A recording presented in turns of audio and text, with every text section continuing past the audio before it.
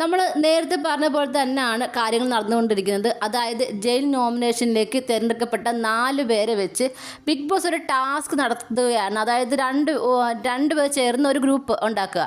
അങ്ങനെ ജിൻഡോയും ഗബ്രിയേയും കൂടെ ചേർത്ത് ഒരു ടീമാക്കുന്നു. അതുപോലെ തന്നെ നമ്മുടെ സിജോയും അഭിഷേകിനെയും കൂടെ ചേർത്ത് ടീമാക്കുന്നു. നമ്മുടെ ജിൻഡോയും ഗബ്രി നന്നായിട്ട് ഗെയിം കളിച്ചോട്ടോ. ഒരുപാട് എനിക്ക് തോന്നുന്ന ഐഡിയാസൊക്കെ ഉണ്ടായിരുന്നു നമ്മുടെ ഗബ്രിയുടെ കയ്യിൽ.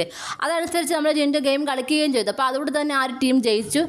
അവർ ആ ഒരു ജയിൽ നോമിനേഷനിൽ നിന്ന് മുക്തരായിരിക്കുകയാണ്. അപ്പം എനിക്ക് തോന്നുന്നു അത് ഫെയർ ആണ് കേട്ടോ. അതായത് ഗെയിം ഈ ആഴ്ച വീക്കായിട്ട് നിന്നവരെന്ന് പറയുമ്പോൾ ഗബ്രിയും ജിൻഡോയൊക്കെ അത്യാവശ്യം കണ്ട് കൊടുത്തവർ തന്നെയാണ്. അപ്പോൾ സിജോയും അഭിഷേകുമാണ് ആ കൂട്ടത്തിൽ പുറകോട്ട് നിൽക്കുന്നത്. അപ്പോൾ അവരെന്തായാലും പോയിട്ട് വരട്ടെ. അവർക്ക് ഭയങ്കര ഐഡിയാസൊക്കെ ഉള്ളവരല്ലേ.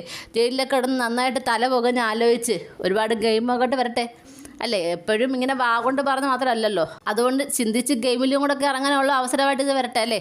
എന്താണ് നോക്കാം ഇനി എന്തൊക്കെയാണ് നടക്കാൻ പോകുന്നത്. നിങ്ങൾക്ക് എന്താണ് തോന്നുന്നത്? നിങ്ങളുടെ അഭിപ്രായങ്ങൾ താഴെ കമൻറ്റ് ബോക്സിൽ മറക്കാതെ രേഖപ്പെടുത്തണം. കൂടുതൽ ലൈവ് അപ്ഡേഷനുമായിട്ട് ഉടനെ വരുന്നതായിരിക്കും.